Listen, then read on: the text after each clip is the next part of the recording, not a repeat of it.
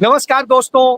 आज मैं पहलगाम में हूं और पहलगाम में जिस जगह हूं, यहीं से कुछ दूरी पर वह दर्दनाक हादसा हुआ जो पूरे हिंदुस्तान को घाव दे करके तो गया ही, कश्मीर के लिए कश्मीरियत के ऊपर बड़ा घाव लगा के गया है।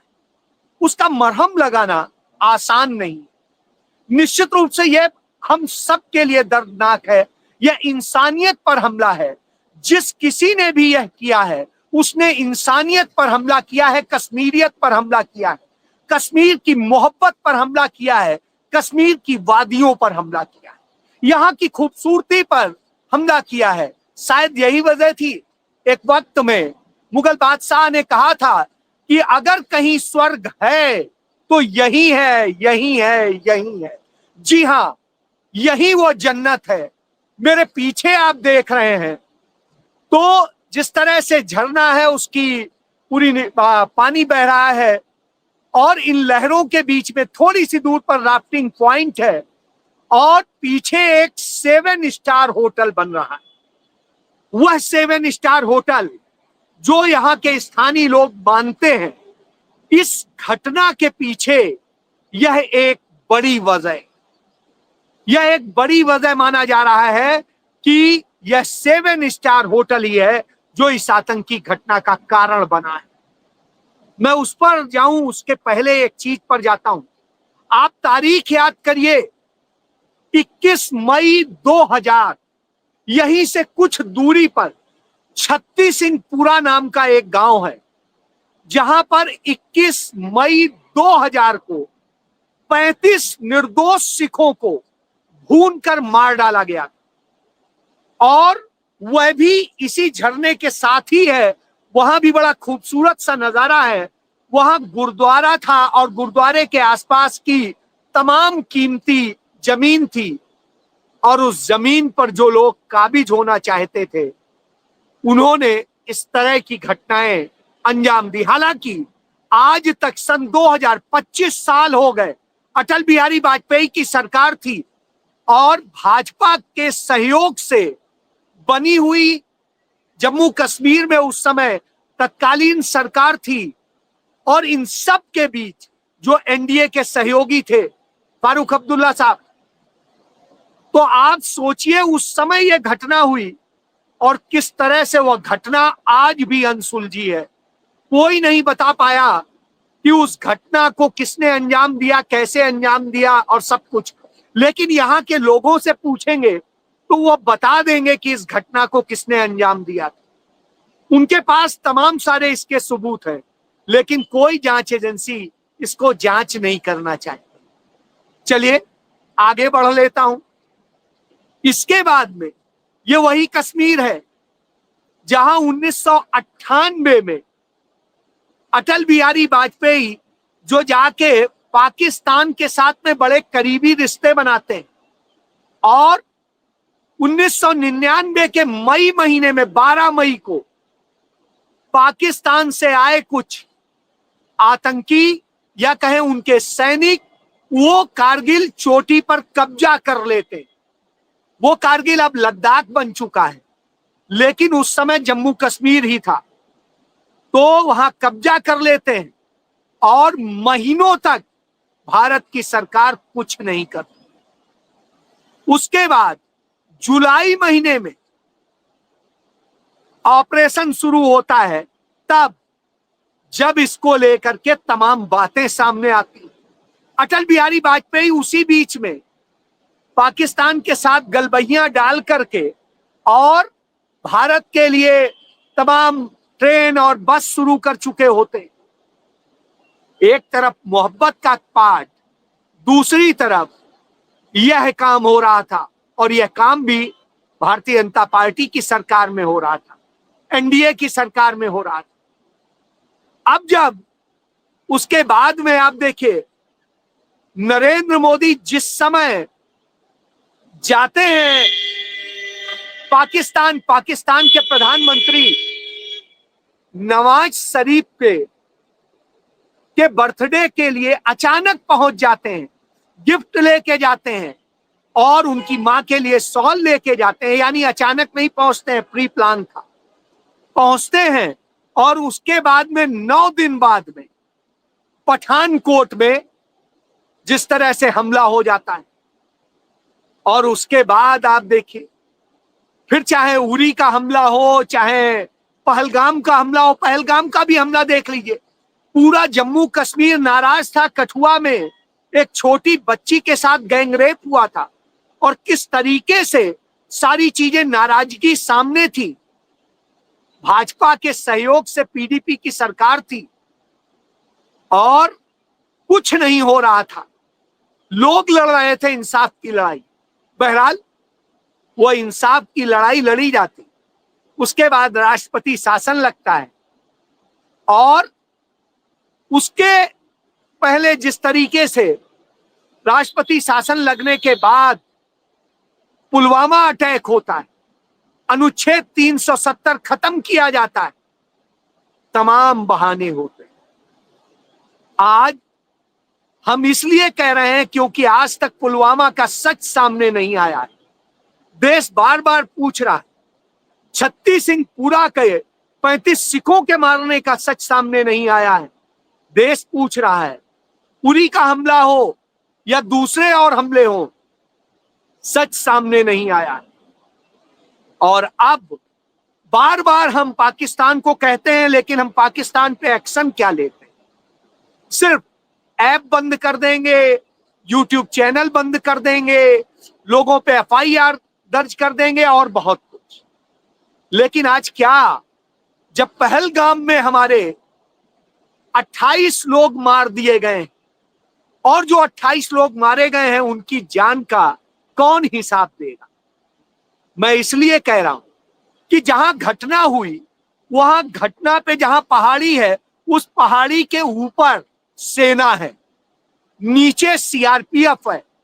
जब लोग यात्री जाते हैं तो सीआरपीएफ के बीच से होके ही जाते हैं, यानी कहीं भी इन दोनों के बीच में ही वह पूरा मिनी स्विट्जरलैंड है। तो फिर यह घटना हुई कैसे? कौन लोग थे? पहाड़ पर लोग आधे घंटे, 40 मिनट, 1 घंटे में भाग के कहीं ज्यादा किलोमीटर दूर नहीं जा सकते। भारत सरकार के पास में हेलीकॉप्टर भी हैं, ड्रोन भी हैं और दूसरे भी हैं। सब कुछ होने के बावजूद वो कहां निकल गए? ऊपर सेना, नीचे सीआरपीएफ, बीच में सारे लोग कहां निकल गए? क्यों नहीं खोजे जा सके?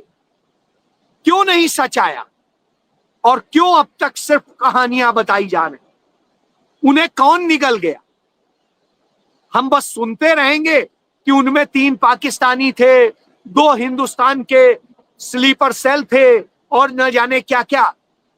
लेकिन वास्तव में जब वहां 1 घंटे तक ये सब कुछ होता रहा, गोलियां चली, सब कुछ हुआ, इतने लोग मारे गए, कहां थे?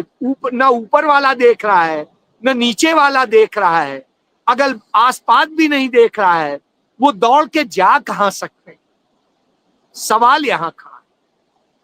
सवाल इसका भी खड़ा है कि इतनी सारी हम कहानियां जब बता रहे हैं, तो इस 7 स्टार होटल का जो ये निर्माणाधीन है और इसके आसपास की जो कीमती जमीन है, जो पर्यटन के लिहाज से बड़ी महत्वपूर्ण है, यदि ये डेवलप हो गई, जिनके हाथ में आ गई, तो ये पूरे मिनी स्विट्जरलैंड के मालिक हो जाएंगे।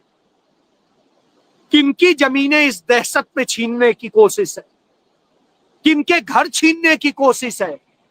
किन्हें अपना मुलाजिम बना लेने की जरूरत है? इस धंधे में कौन से गुजराती हैं और कौन से लोग हैं? सवाल यहां खड़ा है।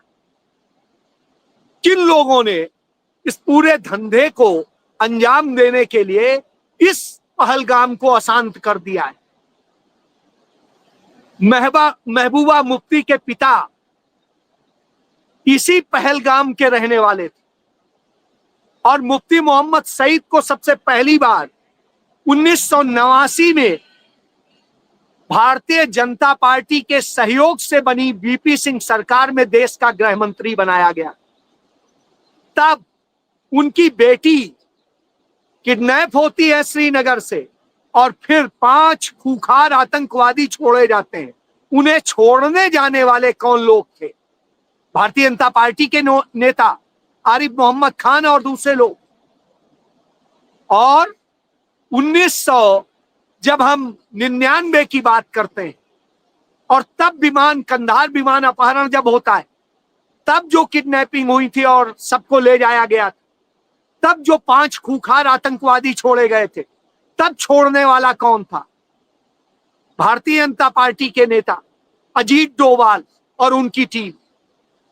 और आज जब यह घटना हो रही है, पूरी दुनिया में अजीत डोभाल पहला ऐसा राष्ट्रीय सुरक्षा सलाहकार है जो इतने लंबे समय तक देश का राष्ट्रीय सुरक्षा सलाहकार है और उसके दौरान तकरीबन 3000 आतंकी हमले जो है जम्मू कश्मीर में हो चुके हैं पिछले 10 साल में। अब आप सोचिए, इतनी बड़ी घटनाएं हो चुकी हो, इतने बड़े बड़े उरी से लेके पठानकोट से लेके और दूसरे लेके पहलगाम और पुलवामा से लेके बड़े बड़े आतंकी घटनाएं हो चुकी हैं, बावजूद इसके वो टस से मस नहीं हो रहा। इसके पहले अमेरिका का राष्ट्रीय सुरक्षा सलाहकार था हेनरी किसिंजर, जिसके समय में श्रीमती इंदिरा गांधी ने पाकिस्तान के 2 टुकड़े किए थे, जो उस समय चीन के पास जाके बैठ गया था और कहा था कि भारत के ऊपर आप आक्रमण कर दीजिए, हम आपका साथ देंगे। साहब, उससे जाके कौन कौन मिलता है? उससे जाके अटल बिहारी वाजपेयी मिले थे, उससे जाके नरेंद्र मोदी मिलते हैं जो भारत का सबसे बड़ा दुश्मन था। और वो डीप स्टेट का वह हिस्सा था जो आज पूरी दुनिया में राज करना चाहता है।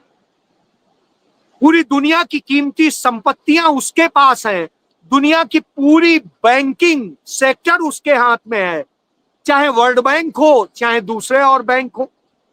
तो दुनिया की संपत्तियां जिनके हाथ में है, वो कहां कहां कब्जा करना चाहते हैं और किसके जरिए करना चाहते हैं, उनके एजेंट्स कौन हैं, और वो यहूदी जो उस काम में पूरा हिस्सेदार बनते हैं वो कौन है?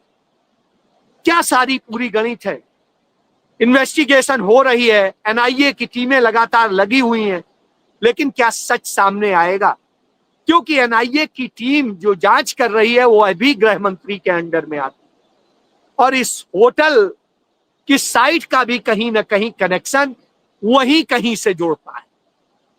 और इसके बाद में ये 7 स्टार होटल के आसपास की जो जमीन है, पीछे आप खूबसूरत वादी देख रहे होंगे, बादल देख रहे होंगे, बर्फ देख रहे होंगे, इधर झरने की निकली हुई आपको नदी और उसकी कोलाहल सुनाई दे रही होगी। ऐसे में आप समझ सकते हैं इन सारी जमीनों पे इन पर कब्जा। यहां जो लाशें चीख चीख कर चिल्ला रही हैं, क्या हमें इंसाफ कोई दिला पाएगा? उधर पाकिस्तान अपना खेल कर रहा है, वो संयुक्त राष्ट्र संघ से लेकर सब जगह सुरक्षा परिषद तक में शोर मचा रहा है और वहां के तमाम मंत्री जहर उगल रहे हैं। लेकिन भारत क्या कार्रवाई कर रहा है? भारत यूट्यूब चैनल बंद कर रहा है, भारत उनके सोशल मीडिया अकाउंट बंद कर रहा है। इससे क्या हो? कार्रवाई तो सीधे चाहिए। हमने चीन के भी तो तमाम सारे ऐप बंद किए थे जब उन्होंने हमारे 20 सैनिक मार डाले थे, और अब भी हम वही कर रहे हैं। यानी जो कांग्रेस की CWC ने प्रस्ताव पारित किया कि ठीक है प्रधानमंत्री जी, आपने सेना को खुला हाथ दे दिया, लेकिन सेना को कार्रवाई करने का निर्देश भी तो आप ही को देना है। क्यों नहीं दे रहे हैं? क्यों नहीं सीधे कार्रवाई कर रहे हैं? कब तक लुका छिपी खेलते रहेंगे? सवाल इस देश के हैं, सवाल इस देश के कश्मीरियों के हैं। कश्मीरी चाहते हैं कि पाकिस्तान पे अटैक किया जाए, पाकिस्तान को कड़ा जवाब दिया जाए, क्योंकि कश्मीर को बार बार बर्बाद किया जा रहा है। यहां के कारोबार बर्बाद कर दिए गए, यहां युवाओं के भविष्य बर्बाद कर दिए गए। जिन्होंने अपने बच्चों को बाहर पढ़ने के लिए भेजा शहर से, कश्मीर से, उनके ऊपर दूसरे राज्यों में हमले हो रहे हैं। यानी जो कश्मीरी आपके साथ कदम से कदम मिला के इस भारत को एक रखना चाहता है, आपके साथ चलना चाहता है, उसे आप नहीं एक होने देना चाहते हो। क्योंकि देश की आजादी के वक्त से डीप स्टेट की नजर कश्मीर पर है। और डीप स्टेट कश्मीर की संपत्तियों को कब्जा करना चाहता है, और जो कब्जा करना चाहता है वही काम हो रहा है।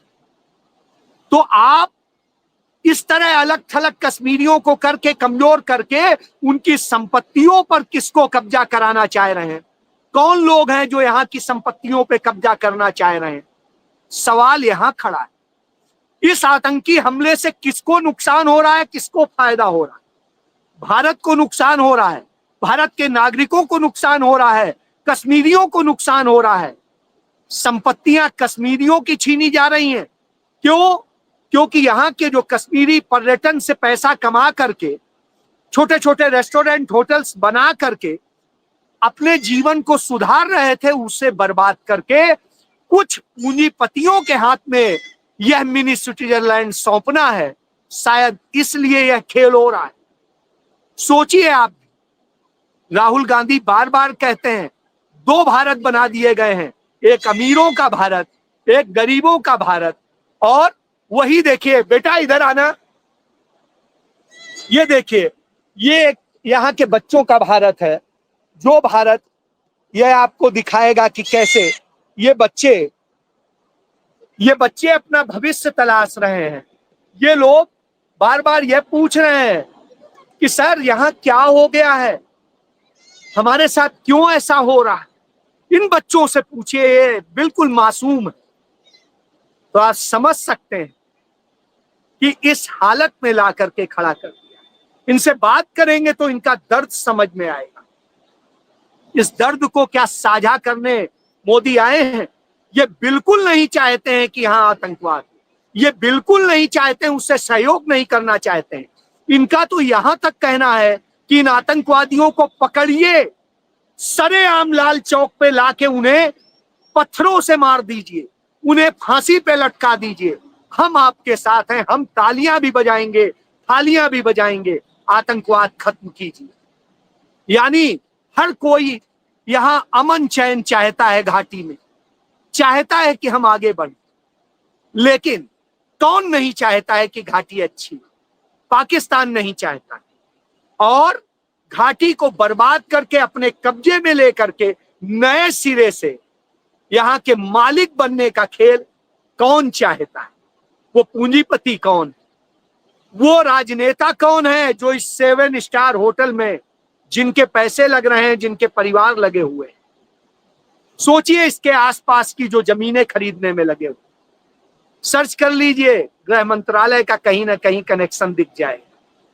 जय